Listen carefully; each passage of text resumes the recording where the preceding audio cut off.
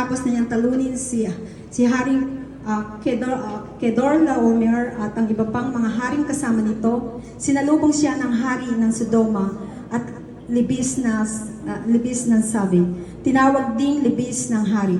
Dinalhan siya ni Melchizedek, hari ng Salem at pari ng katastasan Diyos ng tinapay at alak, at binasbasan siya. Pagpalain ka nawa, Abraham, at ang katastaasan ng Diyos na lumikha ng langit at lupa. Purihin ang katastaasan ng Diyos na nagbigay sa iyo ng tagumpay. Amen. Purihin ang ating Panginoon. Alam po natin na si Abraham po ay isang matuwid na tao sa harap ng Diyos. Amen. Kung kaya't narinig natin na siya ay binasbasan at pinagpala ng ating Panginoon. Sa aking pagkaunawa, bilang isang manggagawa na tayo tinawag ng ating Diyos, ang Diyos ang tunay na tumatawag sa atin. Amen? Hindi ang tao ang naghihirang sa atin, sa bawat isa sa atin.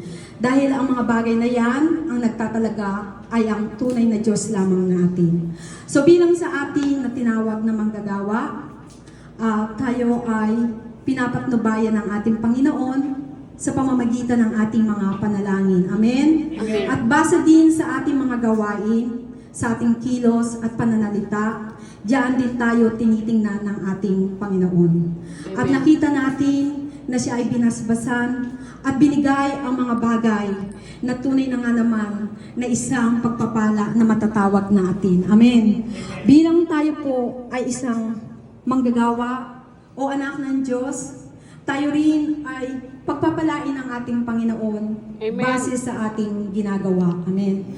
Kung tayo ay gumagawa, nagsasalita, kumikilos ayon sa salita ng Diyos, makakaasa tayo. Tulad ni Abraham, bibigyan din tayo ng pagpapala ng ating Panginoon.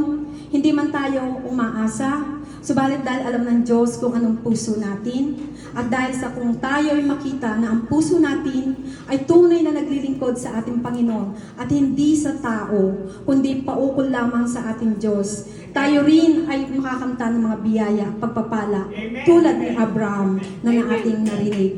Kaya salamat sa Diyos, tayo ay kanyang pinagpapala, at ang masasabi ko rin, tayo mapalad, na tayo sa karamihan, tayo ay pinili upang siya ay ating paglingkuran.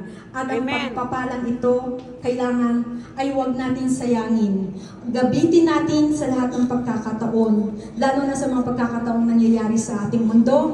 Mainam na abutan tayo ng Panginoon nang tayo ay nagpupuri sa kanyang harapan na hindi natin alam kung kailan ito magaganap. Salamat sa Diyos at salamat sa Panginoon sa patuloy na gabay sa bawat isa sa atin. Amen.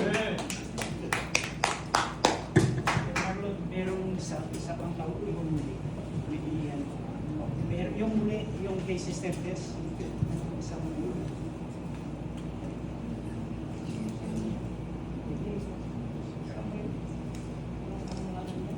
meron din, wala. Hello. At saka po, Ito, sinabi niya, yung last word.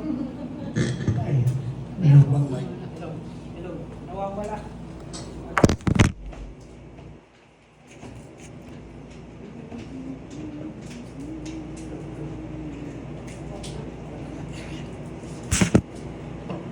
Ituloy ko lang kung inanong po ako ng Holy Spirit. Meron po siyang sinabi rito. Di ba yung pong anniversary natin, nalalapit na po.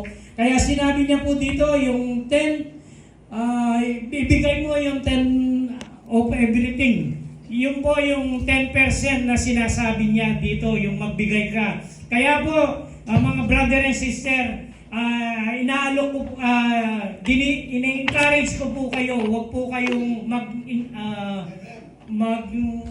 sa mga binibigay natin, magbigay po tayo ng kusa para po ang Panginoon ibalik sa atin ang siksik liglig na atong mapaupas. Salamat po.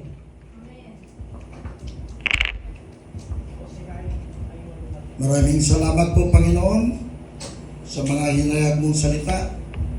Bilib ako sa inyo, Brother Ray, Sister Tess. Nung ako nagsalita, nanginginig po ako, pero kayo, puspos ang Espiritu Santo sa inyo. Di ko man lang nakita na nangamba kayo. Ako noon, sa totoo lang, gumagalaw po ito. Pero ngayon, medyo kumakapal na po yung mukha ko. Medyo konting